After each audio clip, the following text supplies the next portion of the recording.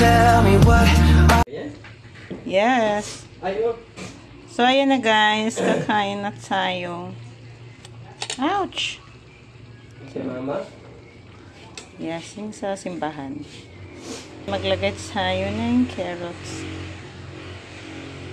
Ayan, kain na. Hello guys! Hello mga kabasyang. So, ngayon kagigising lang natin.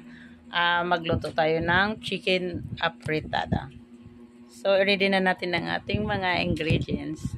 Yan ang ating chicken. And then, naka-ready ang ating carrots at patatas. Ating red bell pepper, bawang sibuyas, and then, paminta, and then, chicken cubes, at tomato sauce, and tomato paste, at laurel. So, mag-start na tayo. Unahin natin lagay ang ating bawang. Sibuyas. Natin ang ating chicken.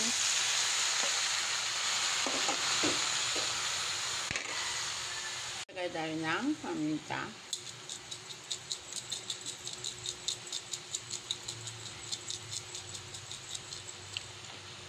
And then, konting patis.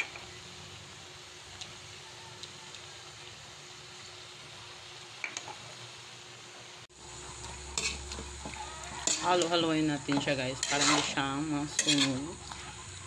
Ayan. Puyulin natin siyang konti sa patas niya. Mini-add na natin ang ating. So ayan guys, pag ganyan na yung kulay niya, i-add na natin ang ating patatas at carrots dahil madali lang kasi lumambot ang ating chicken. So, isabay natin yung ating carrots and patatas.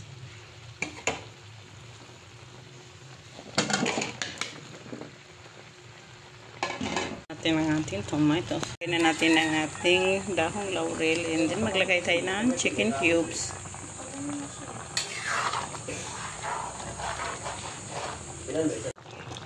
Ayan na guys, malapit na siyang maluto.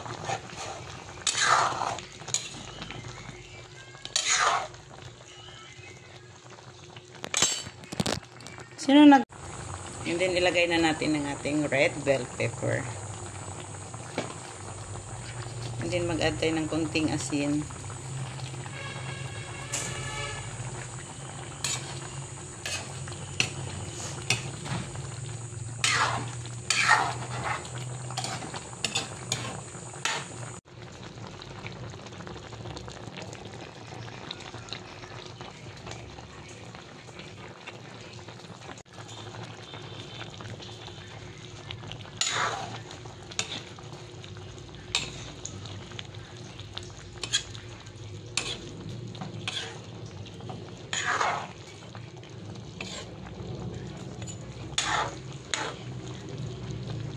Ayan na guys, luto na ang ating chicken apritada.